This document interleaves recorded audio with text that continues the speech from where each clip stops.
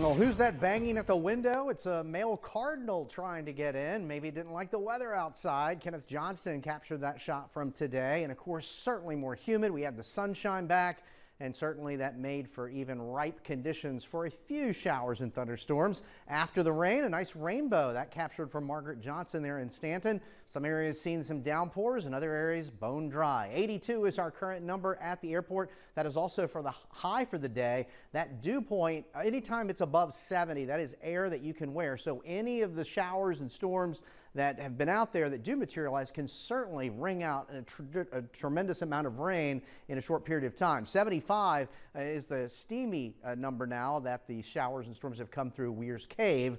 And again, as we take a look at most readings at this hour, unless you've been impacted by some of the showers and storms, you've recovered back into the low 80s where most of the highs were today. This is just a review of the last 2 hours. Had a stronger storm that came through Nelson and Buckingham counties. That faded away. And then we had a little shower and storm that came just north of Stanton and out across northern Augusta County. That is crossing over Skyline Drive in the Blue Ridge here, so out toward Mount Fair and Doylesville. You can see a little downpour in progress here. It's weakened a bit. Then here in Greene County from Haneytown up toward Swift Run Gap along 33 out toward Lydia, shower in progress there. And there's a downpour just north of Broadway in Rockingham County. So I don't think the coverage will be all that great here for the rest of this evening and tonight. We could still see an isolated severe storm. There's one that you see down toward the Martinsville area.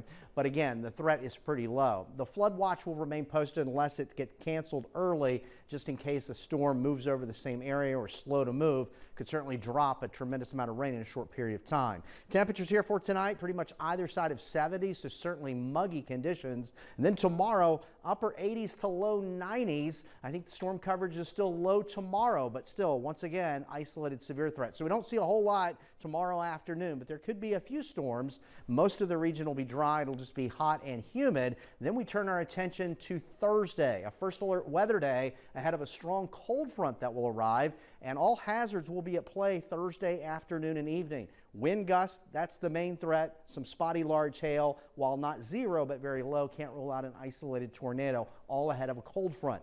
So the morning on Thursday would start dry before we turn our attention to the afternoon, mid to late afternoon, those showers and thunderstorms. We may have a second line behind the first one, and then things will quiet down. Friday will be a little less humid, but then we get ready for a building heat wave as we go into this weekend and into early next week. These will be the biggest numbers we've seen thus far.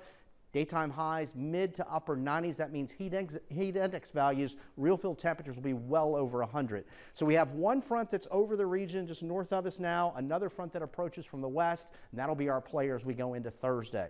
So any showers and storms will fade away tonight. Warm and humid, partly cloudy skies, temperatures either side of 70. There's a look at the Michael and Son 7-day forecast. First alert weather day there for Thursday, a little less humid on Friday, and then get ready for the biggest heat we've seen in quite a while as we roll into this weekend and next week.